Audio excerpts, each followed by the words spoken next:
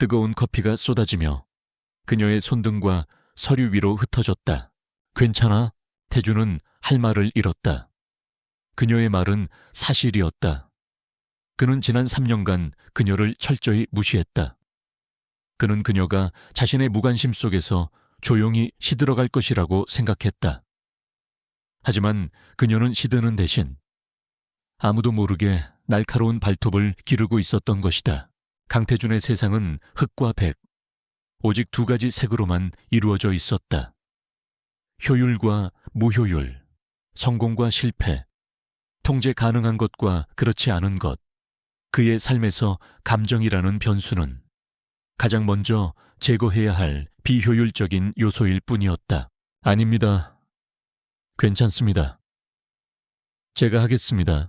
3년 전 할아버지의 유언과도 같은 명령 때문에 어쩔 수 없이 한서연이라는 여자와 결혼했을 때도 마찬가지였다. 그는 결혼식장에서조차 그녀의 얼굴을 제대로 쳐다보지 않았다. 그에게 결혼은 JK그룹의 안정적인 지배 구조를 위한 마지막 퍼즐 조각이었고 한서연은 그저 그 퍼즐의 이름 없는 한 조각에 불과했다. 서연은 당황하며 그의 손을 피하려다 젖은 소매를 걷어 올렸다. 바로 그 순간이었다. 지난 3년간 그들은 같은 집 아래에서 살았지만 완벽한 타인이었다. 그는 그녀의 존재를 인지하지 않았고 그녀 또한 그의 그림자 속에서 조용히 숨 쉬었다. 태준의 모든 움직임이 그대로 멈췄다. 오늘 밤도 그 지루함의 연장선일 뿐이었다. JK그룹이 주최하는 연례 자선 파티.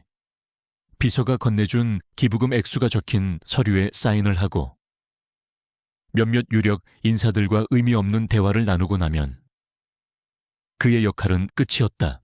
그의 시선은 그녀의 하얀 손목, 그곳에 있는 작고 희미한 흉터에 못 박혀 있었다. 초승달 모양의 흉터, 그때였다. 소란스러운 군중 속에서 유독 한 사람의 실루엣이 그의 시야를 꿰뚫고 들어왔다. 그날 밤 호텔 스위트룸의 어슴푸레한 조명 아래 그가 그녀의 손목을 잡았을 때 스치듯 보았던 바로 그 흉터였다. 그녀는 홀의 가장자리에 서 있었다. 화려한 드레스들 사이에서 그녀의 검은색 실크 드레스는 오히려 미니멀한 우아함으로 빛나고 있었다. 하지만 태준의 시선을 사로잡은 것은 드레스가 아니었다. 그것은 그녀가 쓰고 있는 섬세한 은색 가면이었다. 가면은 그녀의 얼굴 상반부를 가리고 있었지만 오히려 그 아래로 드러난 붉은 입술에 부드러운 곡선과 날렵한 턱선을 더욱 강조했다.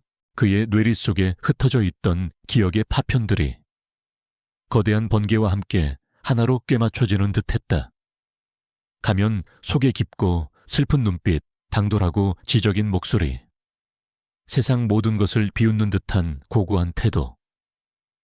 그리고 지금 눈앞에 있는 이 여자. 헬레나의 모든 것이 하나로 겹쳐졌다. 그녀는 누구에게도 말을 걸지 않았고 누구의 시선도 구하지 않았다. 그저 샴페인 잔을 든 채 무심하게 홀 안을 관망하고 있을 뿐이었다. 그 모습은 마치 이 세상의 모든 허영과 위선을 비웃는 듯한 고고함을 풍겼다. 지얼마, 강태준은 처음으로 흥미라는 감정을 느꼈다. 이 파티에 참석한 모든 여자들은 어떻게든 그의 눈에 띄기 위해 안간힘을 썼다. 하지만 저 여자는 달랐다. 그녀는 그를 포함한 이 세상 모든 것을 자신의 발 아래 두고 있는 듯한 아우라를 뿜어내고 있었다. 숨이 막혔다. 그는 자신의 눈을 믿을 수 없었다. 그가 자신의 감정을 추스르기도 전에 그의 시선이 그녀의 왼손으로 향했다. 그가 아직 잡고 있는 그녀의 왼손. 태준은 자신도 모르게 그녀를 향해 발걸음을 옮기고 있었다. 그리고 그는 보았다.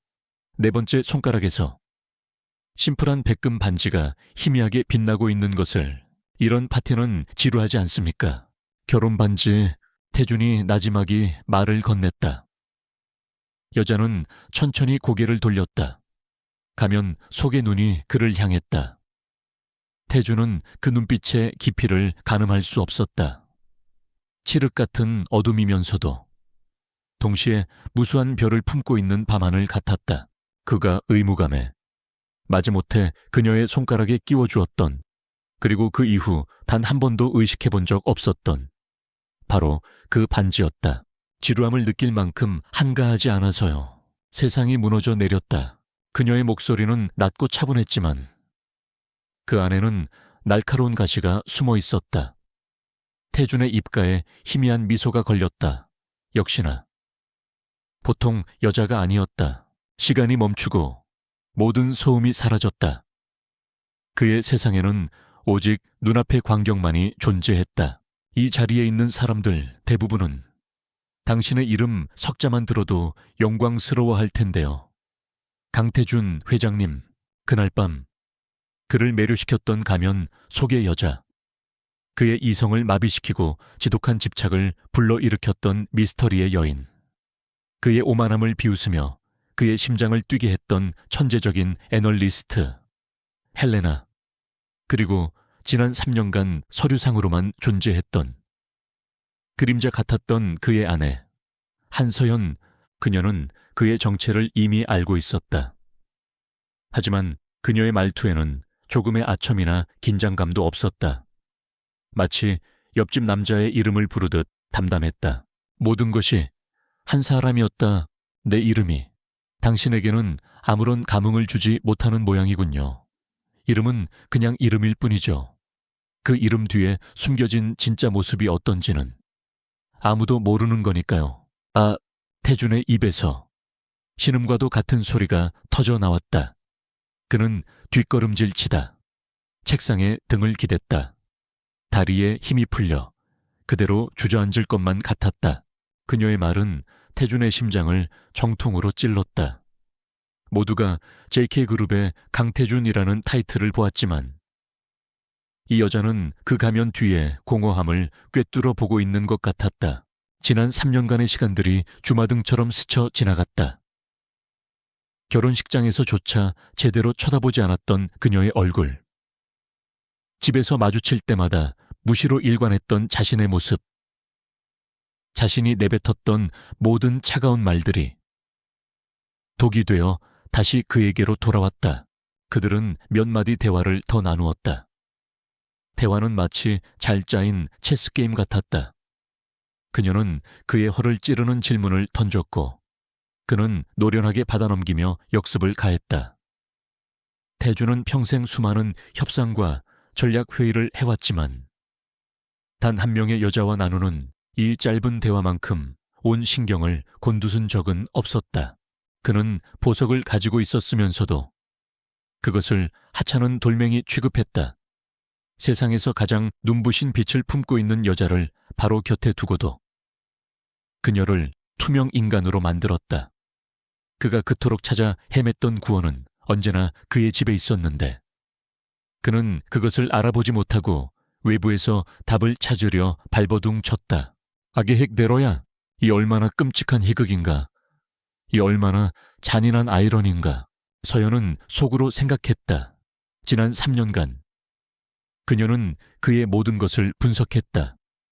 그의 습관, 그의 가치관, 그리고 그의 가장 깊은 곳에 숨겨진 공허함까지, 이 가면과 드레스, 그리고 이 대화의 주제까지. 모든 것은 그를 이 자리로 끌어들이기 위한 그녀의 치밀한 계산의 결과물이었다. 그의 자존심과 오만함이 산산이 부서져 내렸다. 시간이 얼마나 흘렀을까. 파티의 소음이 아득하게 멀어지고 그의 세상에는 오직 그녀의 목소리와 가면 속에 깊은 눈동자만이 존재했다. 욕망이, 아주 원초적이고 거친 소유욕이 그의 안에서 꿈틀거리기 시작했다. 그는 이 여자를 더 알고 싶었다. 이 가면을 벗겨내고 그 안에 숨겨진 진짜 모습을 보고 싶었다. 서연은 그의 표정을 보고 모든 것이 끝났음을 직감했다. 그녀의 가장 큰 비밀이 마침내 그의 앞에서 발가벗겨졌다. 나와 함께 가주시겠습니까? 육중한 집무실 문이 닫히자 두 사람 사이에는 숨막히는 정적만이 흘렀다. 태주는 책상에 기댄 채 팔짱을 끼고 그녀를 노려보았다. 그의 눈빛은 마치 신문실의 취조관처럼 날카롭고 집요했다. 태준의 제안은 직설적이었다. 그는 돌려 말하는 법을 몰랐고 그럴 필요도 느끼지 못했다. 당신, 누구지? 그녀는 잠시 말이 없었다. 태주는 그녀가 거절할 것이라 생각했다. 하지만 그녀는 천천히 고개를 끄덕였다. 그 끄덕임은 포기가 아닌 마치 그와의 게임에서 다음 단계로 넘어가겠다는 선전포고처럼 느껴졌다. 낮고 위협적인 목소리였다. 호텔의 최상층에 위치한 로열 스위트룸의 문이 닫히자 세상의 모든 소음이 차단되었다. 창밖으로는 서울의 야경이 보석처럼 펼쳐져 있었지만 두 사람의 눈에는 오직 서로만이 담겨 있었다. 무슨 말씀이신지 모르겠습니다. 저는 헬레나입니다. 태준이 천천히 그녀의 가면으로 손을 뻗었다. 그녀는 피하지 않았다. 서연은 애써 침착함을 유지하며 대답했다. 심장은 미친 듯이 요동치고 있었지만 결코 티를 내서는 안 됐다. 가면이 벗겨지고 마침내 그녀의 온전한 얼굴이 드러났다. 헬레나, 그래. 그건 회사에서의 당신 이름이겠지. 그럼 회사 밖에서의 당신은 누군가 이해할 수 없는 질문입니다. 지금은 업무 시간의 연장선상에 있고 저는 회장님의 부하 직원일 뿐입니다. 태준은 숨을 멈췄다. 그녀의 태연한 대처에 태준의 입꼬리가 비틀렸다. 한서연 자신의 아내였다. 정말 그런가? 그럼 이건 어떻게 설명할 거지? 태준은 숨을 멈췄다. 그의 완벽하게 통제된 세상이 소리 없이 무너져 내리는 순간이었다. 그는 자신의 책상 서랍에서 무언가를 꺼내 그녀 앞으로 던졌다. 테이블 위로 굴러간 것은 섬세한 세공이 들어간 은색 귀걸이 한쪽이었다. 그날 밤 그녀가 호텔방에 떨어뜨리고 간 것이었다. 가면이 벗겨진 얼굴은 지난 3년간 서류상으로만 존재했던 그의 아내 한서연이었다. 화려하게 꾸민 얼굴은 아니었지만 맑고 깨끗한 피부와 지적인 눈매, 오똑한 콧날과 붉은 입술의 조화는 그 어떤 미인보다도 강렬한 인상을 남겼다. 하지만 그를 사로잡은 것은 단순히 외모가 아니었다. 그녀의 눈빛, 파티장에서 가면 너머로 보았던 세상에 대한 반항심과 깊은 슬픔, 그리고 체념이 뒤섞인 바로 그 눈빛이었다. 서연의 눈동자가 아주 미세하게 흔들렸다. 하지만 그녀는 이내 표정을 수습했다. 여기서 무너지면 모든 것이 끝장이었다. 두 사람 사이에는 숨막히는 정적이 흘렀다. 창밖에 화려한 야경도, 방 안에 고급스러운 가구들도 모두 의미를 잃고 흑백의 배경처럼 변해버렸다. 세상에 비슷한 디자인의 귀걸이는 얼마든지 있습니다. 이것이 왜 제 것이라고 생각하십니까? 그럼 당신 손목의 흉터는 그것도 우연의 일치라고 할 건가? 태준의 충격은 이내 차가운 분노로 변해갔다. 이것은 단순한 우연이 아니었다. 명백한 기만이었다. 그가 완벽하게 통제하고 있다고 믿었던 그의 세상, 그의 집, 그의 아내라는 존재가 그의 뒤통수를 친 것이다. 그가 이름 없는 퍼즐 조각으로 여겼던 여자가 사실은 이 게임의 판을 흔들고 있는 플레이어였다. 그가 한 걸음 더 다가왔다. 두 사람 사이의 거리가 위험할 정도로 가까워졌다. 설명해봐. 이 모든 것, 회장님. 그녀의 목소리는 놀랍도록 차분했다. 지금 하고 계신 행동은 명백한 직장 내 괴롭힘에 해당될 수 있습니다. 제 사적인 영역에 대해 질문할 권리는 회장님께 없습니다. 그의 목소리는 분노를 억누른 채 위험할 정도로 조용하게 울렸다. 그녀의 당돌함에 태주는 순간 할 말을 잃었다. 분노가 치밀어 올랐지만 동시에 심장이 거세게 뛰었다. 바로 이 모습이었다. 그가 반했던, 그의 모든 것을 무너뜨렸던 모습, 가면을 썼지만 그 무엇보다도 강렬했던 그녀의 진짜 모습. 서연은 그의 불타는 듯한 시선을 피하지 않았다. 그녀는 천천히 입을 열었다. 그녀의 목소리에는 두려움이나 변명이 아닌 기묘한 평온함이 담겨 있었다. 재밌군. 무엇을 설명해야 하죠? 회장님, 태주는 허탈한 웃음을 터뜨렸다.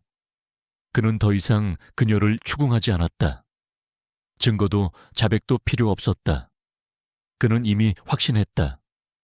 눈앞에 이 여자, 헬레나가 바로 그날 밤의 여자라는 것을. 하지만 동시에 그는 깨달았다. 자신이 그녀의 가면을 벗기려 할수록 그녀는 더 교묘하게 다른 가면을 쓰고 자신을 밀어낼 것이라는 것을. 그녀는 여전히 그를 회장님이라고 불렀다. 마치 자신은 여전히 JK그룹의 안주인이 아닌 그와 무관한 존재라는 듯이. 그리고 그는 아직 몰랐다. 자신이 벗기려는 가면 뒤에 숨겨진 얼굴이 지난 3년간 그가 단 한 번도 제대로 돌아보지 않았던 바로 그 얼굴이라는 것을. 지난 3년간 저는 당신에게 유령이었습니다. 회장님께서는 제가 존재하는지조차 잊으셨죠. 저는 그저 제가 살아있다는 걸 증명하고 싶었을 뿐입니다. 그날의 대질 신문 이후 강태준과 한서연 사이에는 보이지 않는 전쟁이 시작되었다. 그는 그녀의 모든 것을 관찰했고 그녀는 그의 모든 시선을 방어해냈다. 그러는 동안 그들은 TF팀의 파트너로서 프로젝트 즈스를 성공적으로 이끌었다. 내부 유출자인 박상무는 모든 증거와 함께 이사회에 보고되었고 서연이 제시한 대안기술은 만장일치로 채택되었다. 맞은편에 앉아있던 태준이 반사적으로 자리에서 일어나 그녀에게 다가왔다. 그는 손수건을 꺼내 그녀의 손등을 닦아주려 했다. 프로젝트의 성공적인 마무리를 기념하기 위해 간단한 팀 회식이 열렸다. 하지만 서연은 선약이 있다는 짧은 메시지만을 남기고 회식에 불참했다. 그것이 기폭제가 되었다. 강태준은 더 이상 참을 수 없었다. 그는 오늘 밤 반드시 그녀의 정체를 밝혀내야만 했다. 그것은 거짓말이 아니었지만 진실의 전부는 아니었다. 그녀의 대답은 그의 분노를 정면으로 받아치는 대신 교묘하게 비껴나가 그의 허를 찔렀다. 그녀는 자신의 행동을 그의 무관심에 대한 상처 입은 여자의 반항으로 포장했다. 그의 오만한 자존심이 가장 이해하기 쉬운 방식으로 그는 자신의 차를 몰고 그녀의 차 뒤를 밟기 시작했다. 그의 예상과는 달리 서연의 차는 익숙한 방향, 평창동의 자신의 저택으로 향하고 있었다. 그는 그녀가 보통 여자가 아니라는 것을 깨달았다. 단순한 스파이나 돈을 노리는 꽃뱀이었다면 차라리 이해하기 쉬웠을 것이다. 하지만 그녀는 달랐다. 그녀의 눈빛은 너무나도 복잡했고 그녀의 행동은 예측 불가능했다. 태주는 눈앞에서 벌어진 광경을 믿을 수 없었다. 왜 그녀가 내 집으로 들어가는 거지? 끔찍한 예감이 그의 등골을 타고 흘렀다. 그는 미친 사람처럼 엑셀을 밟아 자신의 집으로 차를 몰았다. 그는 그녀를 이대로 내버려 둘 수 없다고 판단했다. 자신의 통제권 밖에서 움직이는 변수는 그에게 있어 가장 큰 위협이었다. 방금 들어온 여자? 어디에 있나? 재밌군. 그의 고함에 놀란 집사가 허둥지둥 달려 나왔다. 네야, 사모님 말씀이십니까? 방금 서재 쪽으로. 그가 나지막이 말했다.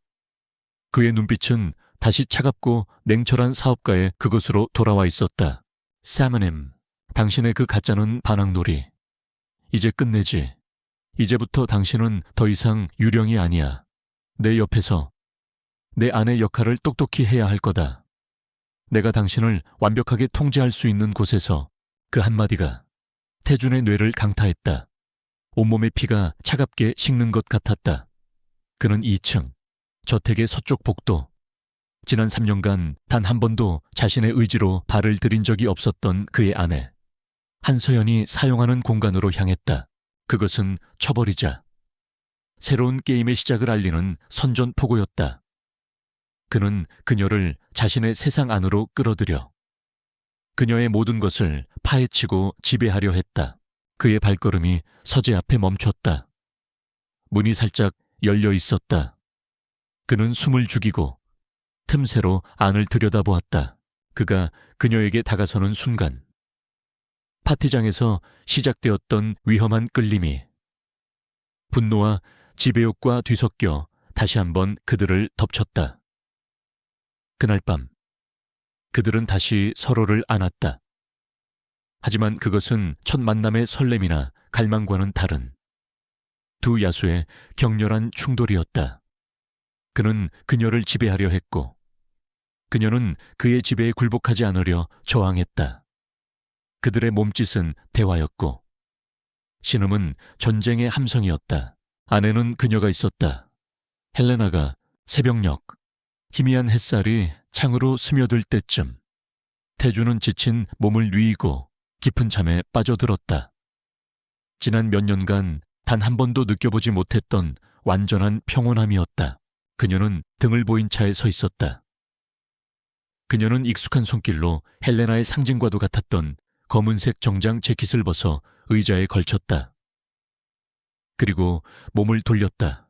하지만 그 평온함은 길지 않았다. 아침 햇살이 눈꺼풀을 파고들었을 때 태주는 익숙하지 않은 부드러운 감촉에 눈을 떴다. 옆자리는 비어 있었다. 싸늘하게 식어버린 시트가 그녀가 떠난 지 한참 되었다는 것을 말해주고 있었다. 바로 그 순간 서재의 조명이 그녀의 왼손을 비추었다. 그리고 그 네 번째 손가락에서 반짝이는 너무나도 익숙하지만 동시에 너무나도 낯선 심플한 백금 반지, 결혼 반지. 태주는 순간적으로 불쾌감을 느꼈다. 또다시 그녀는 그의 허락 없이 사라졌다. 그는 짜증스럽게 이불을 걷어찼다. 세상이 무너져 내렸다. 바로 그때였다. 그의 시선이 침대 시트의 한 지점에 고정되었다. 새하얀 최고급 이집트산 면 시트 위에 작지만 선명한 붉은 핏자국이 찍혀 있었다. 그날 밤 그를 매료시켰던 가면 속의 여자, 그의 이성을 마비시켰던 미스터리의 여인, 그의 심장을 뛰게 했던 천재적인 애널리스트 헬레나, 그리고 지난 3년간 서류상으로만 존재했던 그림자 같았던 그의 아내 한서연. 태준의 머릿속이 하얗게 비는 듯했다. 그는 천천히 손을 뻗어 그 핏자국을 만져보았다. 아직 마르지 않은 현실의 증거였다. 어젯밤의 기억이 파도처럼 밀려왔다. 그의 지배에 저항하면서도 결국 모든 것을 받아들이던 그녀의 모습, 고통을 참아내던 희미한 신음, 모든 것이 한 사람이었다. 처녀였다. 아, 태준의 입에서 신음과도 같은 소리가 터져 나왔다. 그는 뒷걸음질 치다 복도벽에 등을 기댔다. 다리의 힘이 풀려 그대로 주저앉을 것만 같았다. 지난 3년간의 시간들이 주마등처럼 스쳐 지나갔다.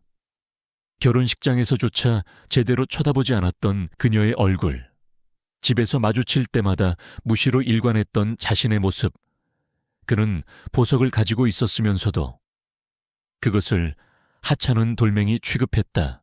그 자신감 넘치고 당돌하며 그의 모든 것을 뒤흔들어 놓았던 여자가 3년간 그의 아내였던 그 여자가 처녀였다. 이 얼마나 끔찍한 희극인가.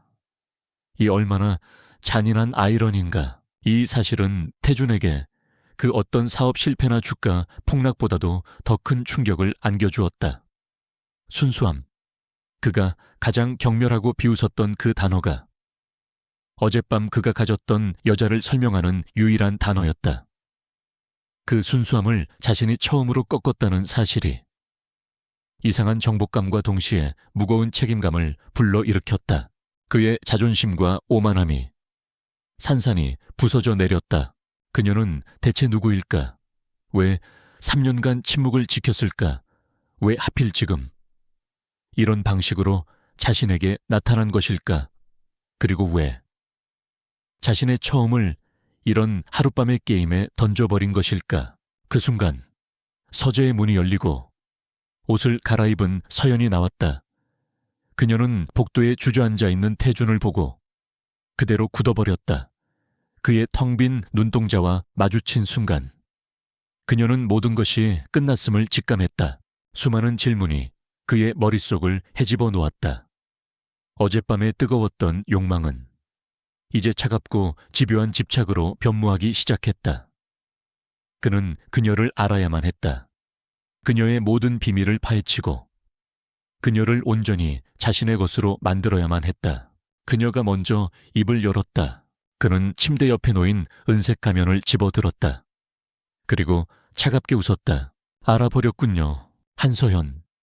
당신의 게임은 이제 끝났어. 지금부터는 내 게임의 규칙을 따르게 될 테니. 그녀의 목소리는 담담했다. 그의 집착은 이제 막 그 서막을 올렸을 뿐이었다. 내 진짜 이름은 한서연, 당신의 아내죠. 그리고 당신이 찾던 가면 속 여자이자 당신의 직원 헬레나이기도 하고요.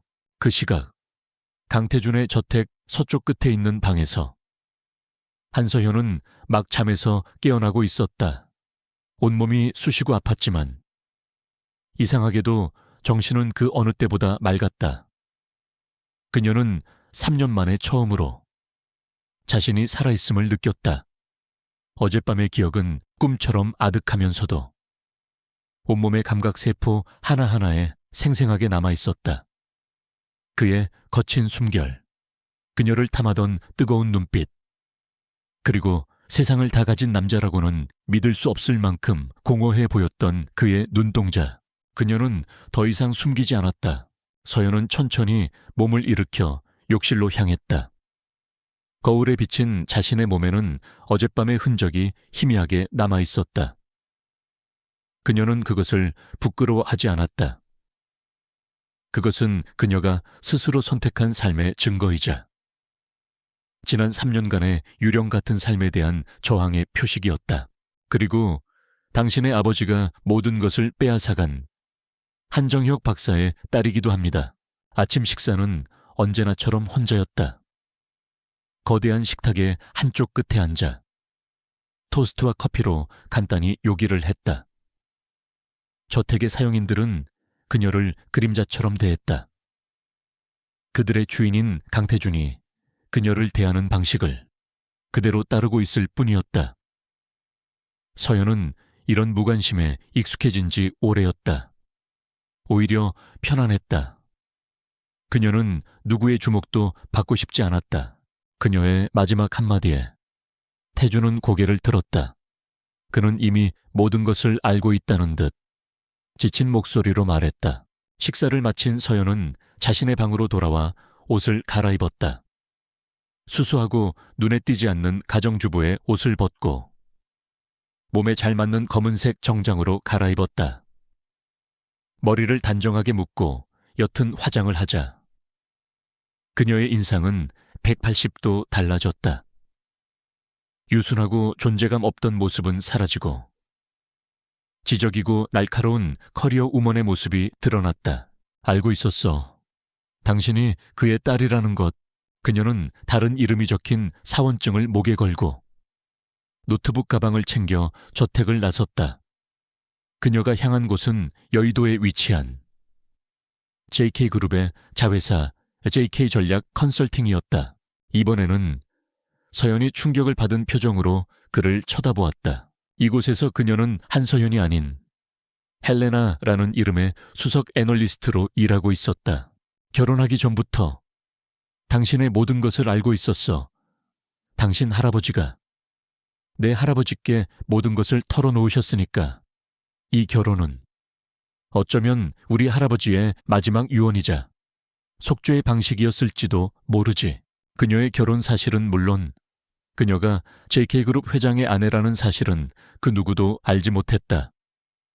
3년 전 이 정략 결혼이 결정되었을 때 서연이 내건 유일한 조건이었다. 자신의 신분을 숨긴 채 계속 일을 하게 해달라는 것.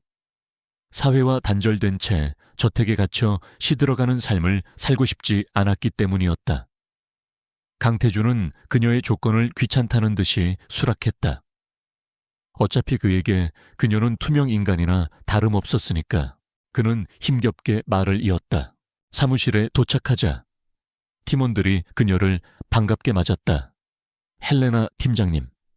오셨어요, 네. 좋은 아침입니다. 나는 당신을 볼 면목이 없었어.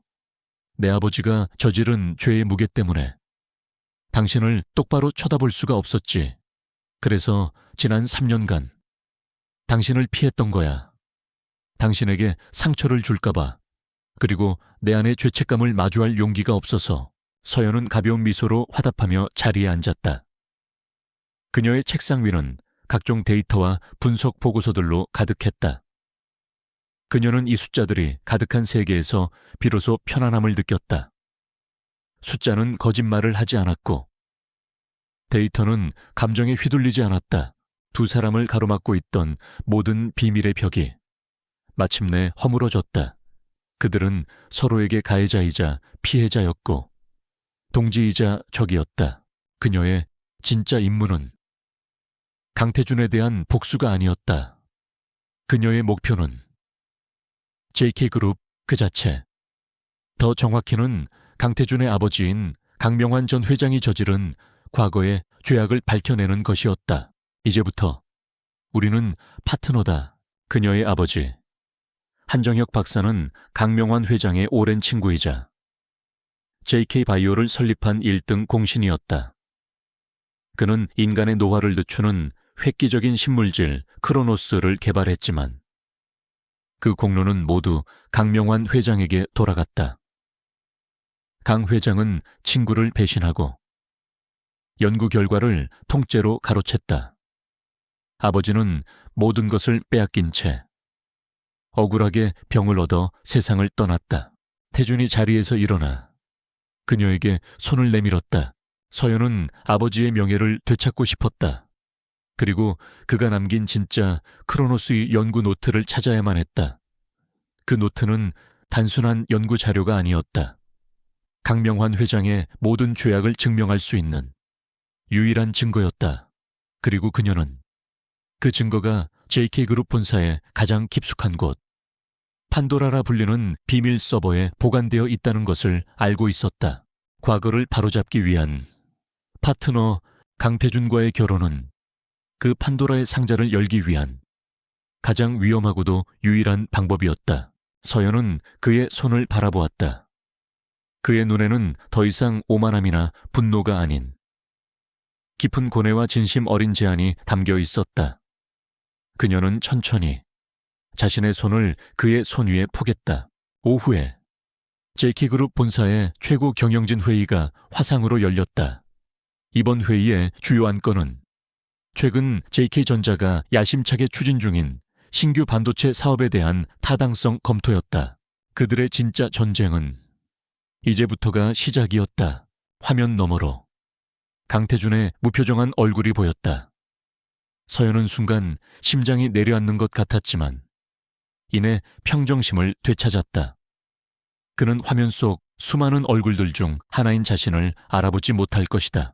그날 밤 두 사람 사이를 가로막고 있던 모든 비밀의 벽이 허물어졌다.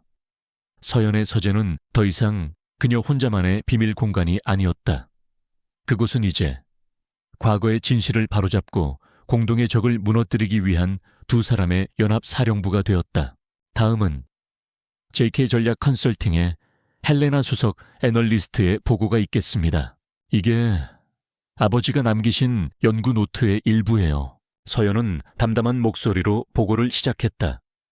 그녀는 시장에 대한 낙관적인 전망들이 어떻게 과장되었는지, 경쟁사의 기술 개발 동향에 어떤 리스크가 숨어 있는지, 그리고 거시 경제의 불확실성이 프로젝트에 미칠 수 있는 부정적인 파급 효과에 대해 조목조목 짚어나갔다. 서연이 낡은 나무 괴짝에서 조심스럽게 서류들을 꺼내 보였다. 태준은 말없이 그것을 받아들었다. 종이는 세월의 흔적으로 누렇게 발해 있었지만 그 안에 담긴 내용은 시대를 뛰어넘는 천재의 번뜩임으로 가득했다. 그녀의 목소리는 회의실 전체에 울려 퍼졌다. 처음에는 그녀의 비판적인 분석에 반감을 표하던 임원들도 그녀가 제시하는 명확한 데이터와 논리적인 근거 앞에서 점차 입을 다물었다. 그리고 이건 제가 헬레나로서 지난 3년간 추적해온 JK그룹 내부의 비리 자료들이고요. 강태준은 팔짱을 낀 채 미동도 없이 화면 속의 그녀를 보고 있었다. 처음에는 자회사의 일개 직원이 그룹의 핵심 사업에 감히 토를 다는 것이 거슬렸다. 하지만 보고가 진행될수록 그의 눈빛이 달라지기 시작했다. 그녀의 분석은 날카롭다 못해 예리했다. 그가 막연하게 느끼고 있던 불안 요소들을 정확하게 수치와 데이터로 증명해내고 있었다. 저 여자 보통이 아닌데. 보고가 끝나자 회의실에는 잠시 정적이 흘렀다. 강태준이 마이크를 켰다. 태준은 그녀가 내민 과거의 조각들과 현재의 증거들을 번갈아 보았다. 그리고 그는 자신이 가진 모든 패를 꺼내 보였다. 그는 자신의 최고 등급 보안 권한을 이용해 그룹의 가장 깊숙한 곳에 봉인되어 있던 판도라 서버의 기록을 열었다. 그 안에는 그의 아버지가 저지른 수많은 죄악의 흔적들이 희미하게 남아있었다. 헬레나 애널리스트 훌륭한 보고였소. 내가 듣고 싶었던 이야기요. 내 아버지는 괴물이었소. 태준의 칭찬에 다른 임원들의 얼굴이 굳어졌다. 그는 화면 속에 헬레나를 지그시 바라보았다. 태준이 힘겹게 입을 열었다. 저 애널리스트에 대한 인사 파일을 나에게 따로 보고하도록. 김 비서, 나는 그 사실을 어렴풋이 알고 있었지만 외면해왔지. 그 거대한 죄의 무게를 감당할 자신이 없었으니까. 당신 아버님에 대한 일도 언젠가는 바로잡아야 한다고 생각했지만 그저 도망치고 있었던 거요. 그는 옆에 서 있던 김 비서에게 작게 지시했다. 그의 머릿속은 복잡했다. 저런 인재가 왜 본사가 아닌 자회사에 있었단 말인가. 그리고 무엇보다 어젯밤 그를 뒤흔들었던 가면 속 여자와 화면 속에 저 유능한 애널리스트의 모습이 기묘하게 겹쳐 보였다. 그의 고백에 서연은 아무 말도 하지 않았다. 대신 그녀는 그의 어깨에 조용히 손을 얹었다. 그것은 당신 혼자만의 짐이 아니다라는 무언의 위로였다. 쓰열마, 그들은 밤을 새워 흩어져 있던 모든 정보들을 하나의 거대한 그림으로 맞춰 나갔다. 그리고 마침내 그들은 적의 실체를 명확하게 파악했다. 그는 고개를 저었다. 말도 안 되는 상상이었다. 그들의 진짜 적은 이미 세상을 떠난 강명환 전 회장이 아니었다. 진짜 적은 그의 죄악을 방패 삼아 여전히 그룹 내부에 기생하며 자신들의 이권을 챙기고 있는 올드 가드 세력이었다. 그리고 그 중심에는 JK전자의 박상무를 비롯한 몇몇 원로 이사들이 있었다. 그들은 강명환 회장의 약점을 이용해 그를 조종했고 그의 사후에는 강태준을 허수아비로 세워 그룹을 장악하려 했다. 한정혁 박사의 죽음과 강태준의 정략 결혼 모두 그들의 거대한 시나리오의 일부였던 것이다. 강태준의 사무실은 그의 성격만큼이나 차갑고 정돈되어 있었다. 거대한 통유리창 너머로 서울의 스카이라인이 한눈에 들어왔지만 그 풍경은 그에게 어떠한 감흥도 주지 못했다. 그의 관심은 오직 책상 위에 놓인 태블릿 PC의 화면에 고정되어 있었다. 화면에는 JK그룹의 보안팀이 밤새 복구해낸 파티장에 CCTV 영상들이 빼곡히 들어차 있었다. 그들의 연결고리를 끊을 결정적인 증거가 필요해. 영상 속 수많은 사람들 사이에서 그는 은색 가면을 쓴 여자의 흔적을 찾고 있었다. 태준이 말했다. 찾았나? 아버지는 분명 그들을 통제하기 위한 비장의 카드를 가지고 계셨을 거야. 모든 거래 내역이 담긴 비밀 장부 같은 것. 태준의 목소리에 김 비서의 어깨가 움찔했다. 그는 꼬박 하룻밤을 사온 탓에 눈이 뻑뻑했지만 감히 피곤한 기색을 내비칠 수 없었다. 어디에 있을까요? 단 한 사람. 그 장부의 행방을 알만한 사람이 있어. 김진석 박사님, 아버지와 당신 아버지의 유일한 공통 친구이자 프로젝트의 마지막을 함께했던 분이지. 죄송합니다. 회장님, 아직입니다. 호텔의 모든 출입구 CCTV를 확인했지만 문제의 여성은 마치 연기처럼 사라졌습니다. 저희가 확인한 바로는 그녀는 파티가 끝나기 1시간 전에 정문이 아닌 비상계단을 통해 빠져나간 것으로 보입니다. 비상계단 쪽 카메라는 그 시간대 알 수 없는 오류로 녹화가 중단되었습니다. 김진석 박사, 그는 모든 비리를 목격한 후 모든 것을 버리고 잠적한 상태였다. 두 사람은 그의 행방을 찾아냈고 다음 날 아침 그가 은둔하고 있는 강원도의 작은 시골 마을로 향했다. 오류라고 오랜만에 저택을 나선 두 사람의 모습은 어색하면서도 묘한 설렘이 감돌았다. 그들은 더 이상 서로를 경계하거나 탐색하지 않았다. 차 안에서 그들은 처음으로 일과 복수가 아닌 서로의 개인적인 이야기를 나누었다. 그는 그녀의 외로웠던 어린 시절에 대해 들었고 그녀는 그의 숨막혔던 황태자의 삶에 대해 들었다. 태준의 미간에 깊은 주름이 패였다. JK그룹이 관리하는 최첨단 보안 시스템에 알 수 없는 오류란 존재할 수 없었다. 그것은 명백히 의도된 행위였다. 누군가가 의도적으로 자신의 흔적을 지웠다는 뜻이었다. 김진석 박사의 낡은 집은 산 중턱에 홀로 자리 잡고 있었다. 노학자는 처음에는 경계하며 아무것도 모른다고 발뺌했다. 하지만 아버지의 유품인 낡은 만년필을 내미는 서연의 진심 어린 눈빛과 모든 것을 책임지고 보호해주겠다는 태준의 굳건한 약속 앞에서 그는 마침내 무거운 입을 열었다. 파티 참석자 명단은 초대받지 않은 손님은 없었나 모든 참석자의 신원을 대조했습니다. 외부 침입자는 없었습니다. 그녀는 분명 초대 명단에 있는 인물 중 한 명일 겁니다. 하지만 그날 밤 대부분의 여성 참석자들이 가면을 착용했기 때문에 특정 인물을 식별하기가 매우 어렵습니다. 강 회장께서는 돌아가시기 직전 내게 이 열쇠를 맡기셨네. 자신이 잘못될 경우 언젠가 아들인 자네가 찾아오면 전해주라고 하시면서 김 비서가 조심스럽게 보고를 마쳤다. 태주는 말없이 손가락으로 책상을 두드렸다. 똑, 똑, 불규칙한 소음이 고요한 사무실의 긴장감을 더욱 고조시켰다.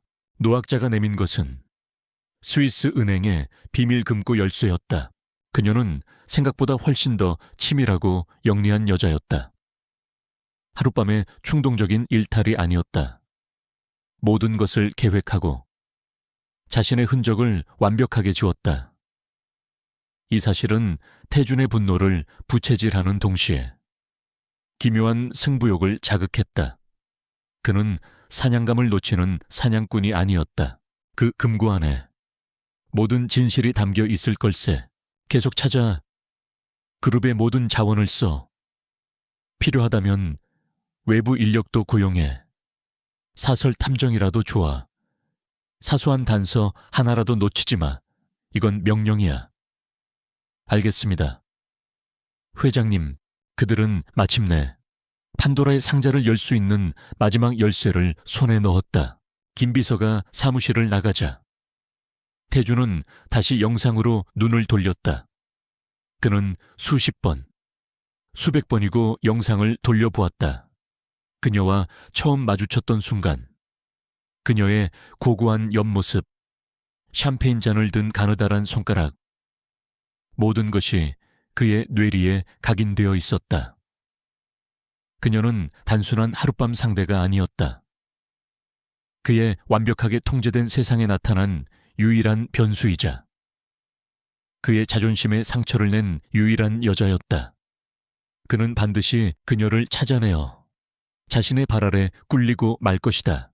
서울로 돌아오는 길, 차 안에는 침묵이 흘렀다. 하지만 그 침묵은 더 이상 어색하지 않았다.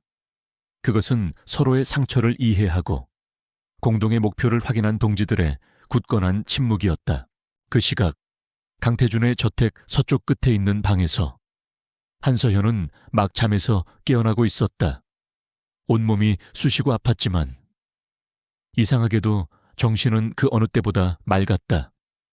그녀는 3년 만에 처음으로 살아있음을 느꼈다. 그날 밤 그들은 호텔에 머물렀다.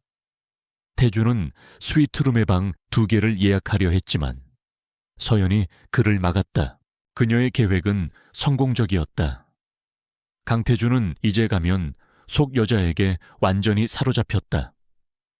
그의 모든 신경이 그 미스터리한 여자를 쫓는 동안 그의 등 뒤에서 움직이는 진짜 위협, 즉 자신과 아버지의 복수에 대해서는 잠시 잊게 될 터였다. 그녀는 시간을 벌었다. 그러지 않아도 돼요. 우리는 파트너잖아요. 그리고 동시에 그녀는 새로운 무기를 얻었다. 그녀는 지난밤 단순히 그의 욕망을 자극한 것이 아니었다. 그녀는 그의 가장 깊은 곳, 그의 공허함을 보았다. 세상을 다 가진 남자라고는 믿을 수 없을 만큼 외로워 보였던 그의 눈동자. 그것이 그의 약점이었다. 그녀의 말에 태주는 잠시 그녀를 바라보다가 희미하게 미소 지었다. 그녀는 자신의 2개의 삶을 더욱 철저하게 분리해야 했다. 낮에는 JK그룹의 심장부를 파고드는 예리한 분석가 헬레나로, 밤에는 그의 경계심을 무너뜨릴 수 있는 유일한 존재, 그의 아내 한서연으로 밤이 깊어지고 창밖으로 별이 쏟아졌다. 테라스에 나란히 서서 그들은 오랫동안 말이 없었다. 바로 그때 그녀의 업무용 메일함에 새로운 메일이 도착했다. JK그룹 본사 최고 경영진 회의 결과 보고. 서연은 메일을 열었다. 그리고 그 내용을 확인하는 순간 그녀의 눈이 가늘어졌다. 미안했소. 신규 반도체 사업 타당성 검토 TF팀 구성 안내. 본 프로젝트의 중요성을 감안하여 회장님 직속 TF팀을 구성하여 프로젝트를 재검토하고자 함. 팀장으로는 강태준 회장님께서 직접 참여하시며 JK전략 컨설팅의 헬레나 수석 애널리스트가 핵심 멤버로 참여할 예정임. 태준이 먼저 침묵을 깼다. 그녀의 2개의 세계가, 그녀가 그토록 필사적으로 분리해왔던 2개의 삶이 이제 정면으로 충돌하려 하고 있었다. 당신에게, 그리고 당신 아버지께 내 아버지를 대신해 사과하지 평생을 짊어지고 가야 할 짐이겠지만, 아니요, JK그룹 본사 40층에 위치한 TF팀 전용 회의실은 전쟁터의 지휘본부처럼 긴장감이 감돌았다. 강태준은 상석에 앉아 얼음 같은 시선으로 회의실 전체를 훑었다. 그의 양옆으로는 그룹의 핵심 임원들이 굳은 표정으로 앉아 있었다. 그리고 테이블의 끝자리, 상석에서 가장 먼 곳에 한서현, 아닌 헬레나가 있었다. 서연이 그의 말을 막았다. TF팀의 첫 회의가 소집된 날, 서연은 엘리베이터에서 내리는 순간부터 심장이 발끝으로 떨어지는 기분이었다. 그녀의 2 세계가 충돌하는 첫 번째 공간. 그녀는 수없이 마음속으로 되뇌었다. 나는 헬레나다. 한서연이 아니다. 그건 더 이상 당신 혼자만의 짐이 아니에요. 이제는 우리 2 사람의 짐이에요. 회의실 문이 열리고 그녀가 안으로 들어섰을 때 모든 시선이 그녀에게로 쏠렸다. 특히 강태준의 시선은 날카로운 칼날처럼 그녀의 심장을 파고들었다. 그는 화상 화면으로 보았던 것보다 훨씬 더 위압적이었다. 서연은 애써 태연한 표정을 유지하며 가볍게 목례를 하고 자신의 자리에 앉았다. 그녀는 그의 손을 잡았다. 그의 손은 여전히 차가웠지만 그녀는 그 차가움 속에 숨겨진 따뜻함을 느낄 수 있었다. 2 사람은 말없이 서로의 천을 나누며 밤하늘을 바라보았다. 모두 모였으니 시작하지. 그들의 아슬아슬했던 줄타기는 이제 끝났다. 그들은 마침내 서로의 손을 잡고 같은 길을 걷기 시작했다. 강태준의 낮은 목소리가 회의실의 공기를 갈랐다. 스위스에서 돌아온 후 그들은 마지막 결전을 준비했다. 김진석 박사가 건네준 열쇠로 접근한 스위스 은행의 비밀 금고 안에는 그들의 예상대로 강명환 전 회장이 남긴 비밀 장부가 잠들어 있었다. 그것은 단순한 회계 장부가 아니었다. 그의 모든 죄악과 그와 결탁하여 그룹을 좀먹어 온 올드가드 세력의 비리가 낱낱이 기록된 판도라의 상자였다. 알다시피 우리가 야심차게 준비해온 프로젝트 주스의 핵심 기술 데이터 일부가 경쟁사인 태성전자로 유출된 정황이 포착됐다. 아직 초기 단계라 피해 규모는 크지 않지만 이대로 두면 그룹 전체의 미래를 위협할 수 있는 중대한 사안이다. TF팀의 목표는 단 2가지다. 첫째, 내부 유출자를 색출할 것. 둘째, 유출된 기술의 약점을 보완하고 프로젝트를 정상 궤도에 올려놓을 것. 결전의 날은 JK그룹의 연례 주주 총회일로 정해졌다. 그의 말에 임원들의 얼굴에 긴장감이 역력했다. 내부 스파이라니, 이것은 단순한 사업적 위기가 아니라 조직의 근간을 흔드는 배신 행위였다. 주주 총회장은 팽팽한 긴장감으로 가득 찼다. 올드가드의 수장인 박상무는 승리를 확신하는 오만한 미소를 지으며 단상에 올랐다. 그는 최근 그룹이 겪었던 몇몇 위기들을 교묘하게 강태준의 리더십 문제와 연결시키며 회장의 권한을 대폭 축소하고 이사회가 그룹의 주요 의사 결정을 맡아야 한다는 내용의 긴급 안건을 발의했다. 사실상의 경영권 찬탈 시도였다. 먼저 헬레나 애널리스트, 프로젝트의 현황과 리스크에 대해 다시 한번 브리핑해 주시오. 장내가 술렁이고 박상무의 세력들이 동조하며 분위기가 그에게 넘어가려는 순간이었다. 태준이 그녀를 지목했다. 서연은 잠시 숨을 골랐다. 그의 목소리를 이렇게 가까이서 듣는 것은 3년 전 결혼식 이후 처음이었다. 그녀는 자리에서 일어나 준비해온 자료를 스크린에 띄웠다. 총회장의 뒷문이 활짝 열렸다. 현재 프로젝트 주스의 가장 큰 문제는 보안이 아니라 기술 자체의 근본적인 결함에 있습니다. 모든 사람들의 시선이 문 쪽으로 쏠렸다. 그곳에는 조금도 위축되지 않은 당당한 모습의 강태준이 서 있었다. 그리고 그의 곁에는 그와 같은 강인한 눈빛을 한 한서연이 나란히 서 있었다. 그녀의 첫마디에 회의실이 술렁였다. 기술기획팀장이었던 박상무가 벌떡 일어나 소리쳤다. 아직 주주총회는 끝나지 않은 것 같은데. 주인공이 빠질 수는 없지. 무슨 소리요? 그 기술은 우리 그룹 최고의 연구진들이 몇 년간 공들여 개발한 완벽한 기술이란 말이요. 완벽한 기술은 없습니다. 상무님, 태준이 싸늘한 미소를 지으며 말했다. 그는 서연과 함께 천천히 단상을 향해 걸어갔다. 당황한 박상무가 소리쳤다. 서연은 조금도 흔들리지 않고 박상무를 똑바로 쳐다보며 말을 이었다. 강 대표, 지금 이게 무슨 무례한 짓인가 아니. 이제 시작이야. 제가 분석한 바에 따르면 해당 기술은 특정 온도와 습도 조건에서 데이터 처리 효율이 급격하게 떨어지는 치명적인 약점을 가지고 있습니다. 경쟁사는 아마 이 정보를 입수하고 우리보다 먼저 이 약점을 보완한 기술을 발표하여 시장을 선점하려 할 겁니다. 기술 유출은 단순히 정보를 도둑맞은 것이 아니라 우리의 가장 아픈 곳을 공격당한 것입니다. 그녀는 자신의 노트북 화면에 복잡하게 얽힌 자금 흐름도를 띄웠다. 그녀는 스크린에 복잡한 데이터 그래프와 시뮬레이션 결과를 띄웠다. 누구도 예상치 못했던 분석이었다. 여러분께 제 아내 한서연 씨를 소개합니다. 여러분은 지난 3년간 제 아내를 그저 존재감 없는 그림자라고 생각하셨을 겁니다. 저 또한 그랬으니까요. 강태준은 말없이 그녀를 보고 있었다. 그의 눈빛은 이전보다 훨씬 더 깊어져 있었다. 그는 그녀의 보고서가 탁월하다는 것은 알았지만 직접 그녀의 입을 통해 브리핑을 듣는 것은 전혀 다른 차원의 경험이었다.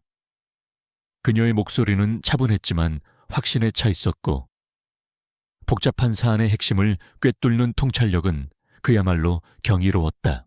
그의 갑작스러운 고백에 장내는 더욱 술렁이었다. 그리고 무엇보다 이상하게 익숙했다. 하지만 그녀는 그림자가 아니었습니다.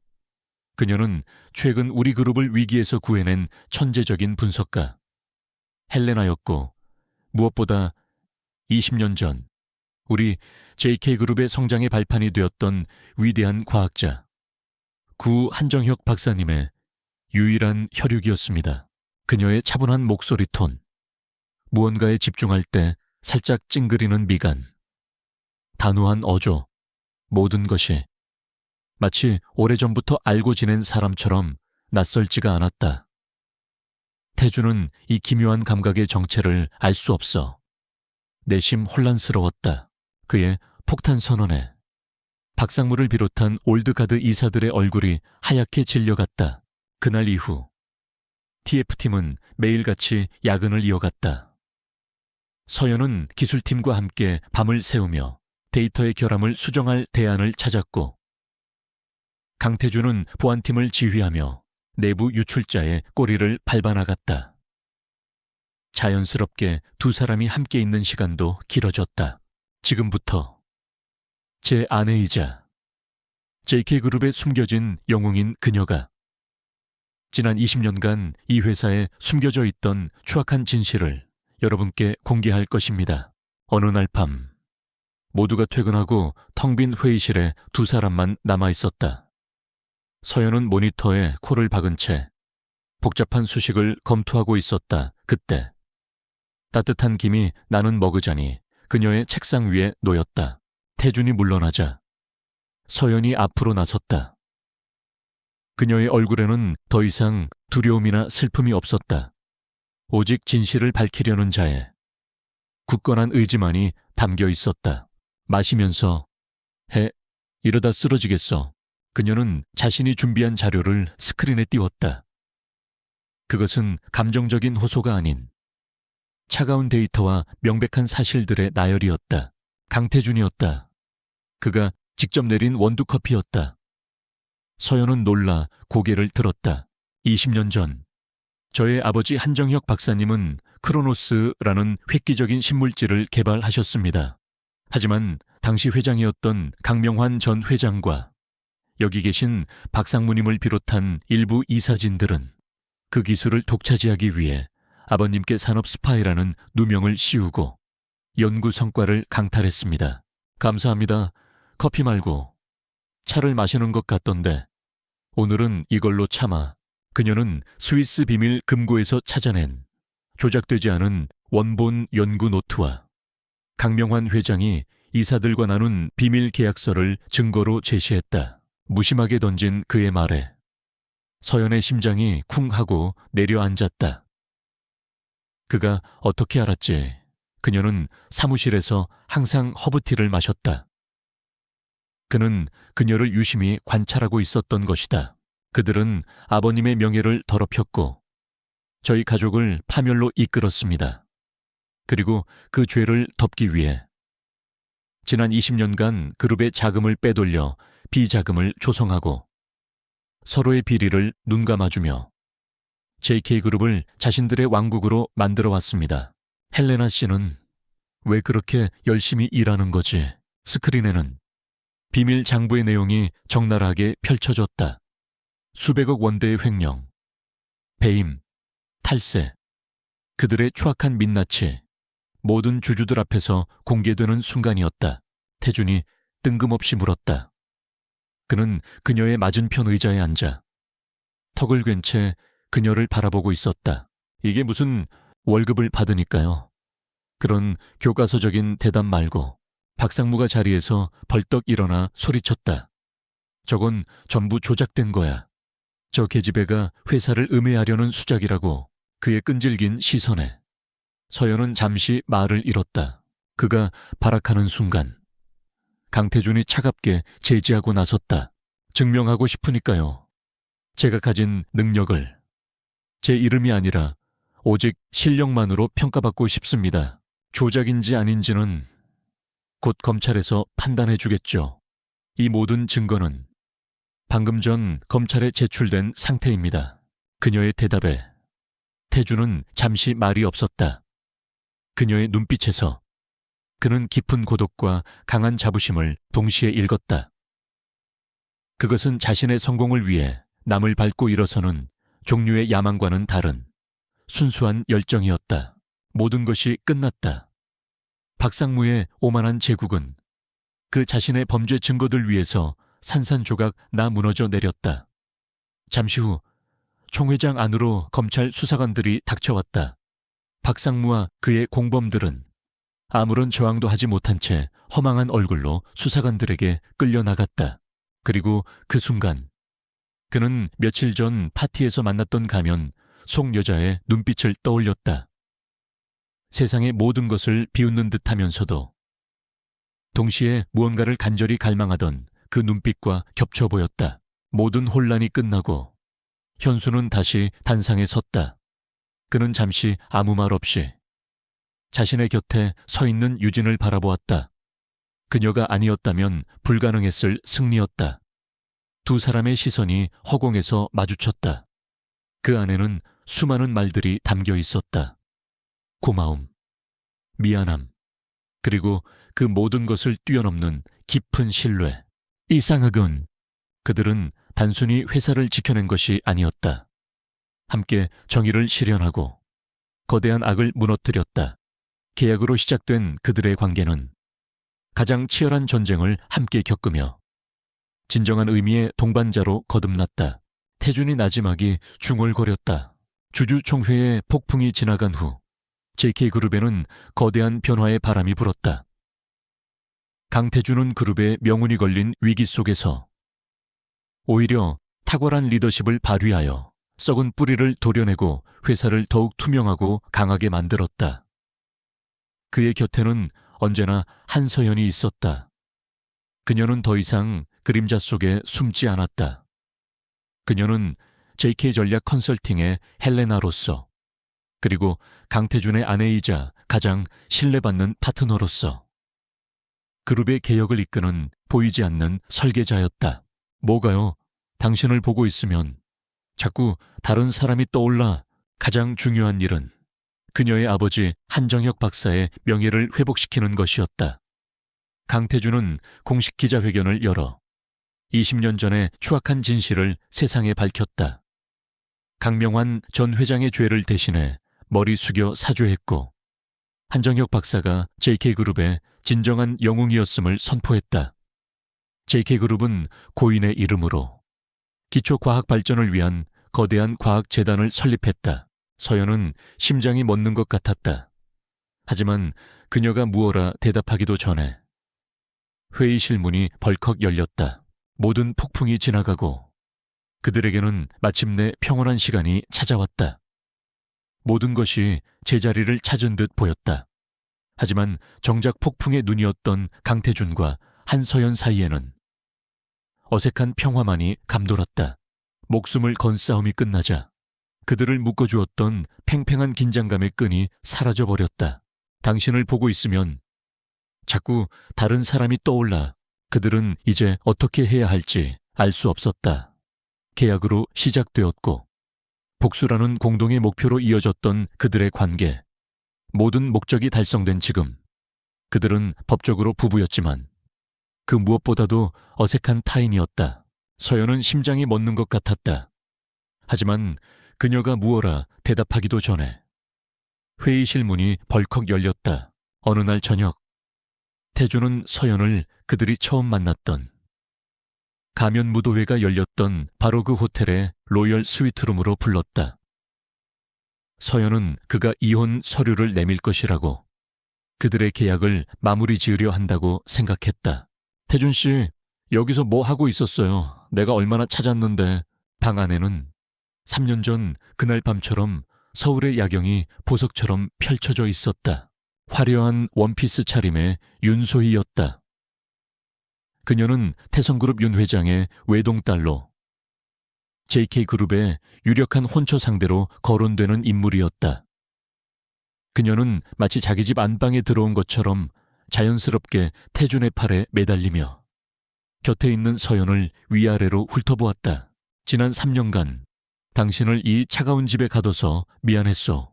어머, 이분은 누구 비서? 태준이 먼저 입을 열었다. 윤소희의 목소리에는 노골적인 경멸이 담겨 있었다. 당신의 빛을 알아보지 못하고 당신을 없는 사람 취급했던 내 오만함과 어리석음을 용서해달라는 말은 하지 않겠어. 난 그럴 자격이 없으니까. TF팀의 헬레나 애널리스트다. 그리고 함부로 팔짱 끼지 마. 여긴 회사야.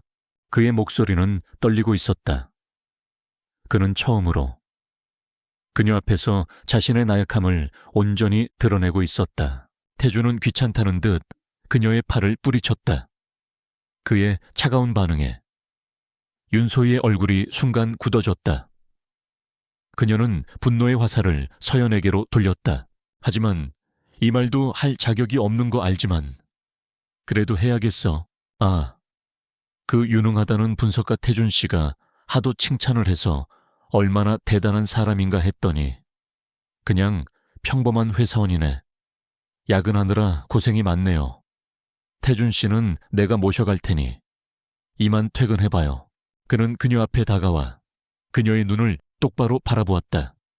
그의 눈에는 깊은 후회와 절절한 진심이 담겨 있었다. 그것은 명백한 해고 통보이자 서열 정리였다. 서연은 말없이 자리에서 일어나 가방을 챙겼다. 이런 모욕은 익숙했다. 지난 3년간 한서연으로 살면서 수없이 겪었던 일이었다. 사랑해, 한서연. 가면 속의 당신도, 유능한 애널리스트 헬레나인 당신도, 그리고 내가 알아보지 못했던 내 아내였던 당신도 모두 다 사랑해. 이 계약 결혼이 아니라 당신이라는 사람과 처음부터 다시 시작하고 싶어. 내게 기회를 주지 않겠어. 어딜까? 그의 고백은 그 어떤 화려한 미사여구보다도 진실했다. 오만했던 총수는 사라지고 한 여자에게 서투르게 사랑을 고백하는 한 남자만이 서 있었다. 태준이 그녀를 붙잡았다. 그는 윤소희를 향해 얼음장처럼 차가운 목소리로 말했다. 서연은 오랫동안 말이 없었다. 그녀는 그의 눈을 깊이 들여다보았다. 그 눈빛 속에서 지난 3년간의 외로움과 아픔, 그리고 짧았지만 강렬했던 파트너로서의 시간들이 스쳐 지나갔다. 그녀의 마음속에서 얼어붙어 있던 무언가가 천천히 녹아내리는 것이 느껴졌다. 윤소희 씨의 한가한 잡담보다 헬레나 씨의 1분 1초가 우리 회사에는 훨씬 더 유용해. 방해할 거면 당장 나가. 그녀는 대답 대신 테이블 위에 놓여있던 3년 전의 낡은 결혼 계약서를 집어들어 천천히 반으로 찢었다. 그리고 찢어진 종이 조각을 그의 손에 쥐어주었다. 그녀는 아무 말도 하지 않았지만 그녀의 눈빛이 모든 것을 말해주고 있었다. 그 눈빛에는 과거에 대한 용서와 미래에 대한 조심스러운 희망이 함께 담겨 있었다. 윤소희는 믿을 수 없다는 표정으로 태준과 서연을 번갈아 보았다. 강태준이 저 볼품없는 여자 때문에 자신에게 면박을 주다니. 엄청난 모욕감과 질투심이 그녀의 속에서 불타올랐다.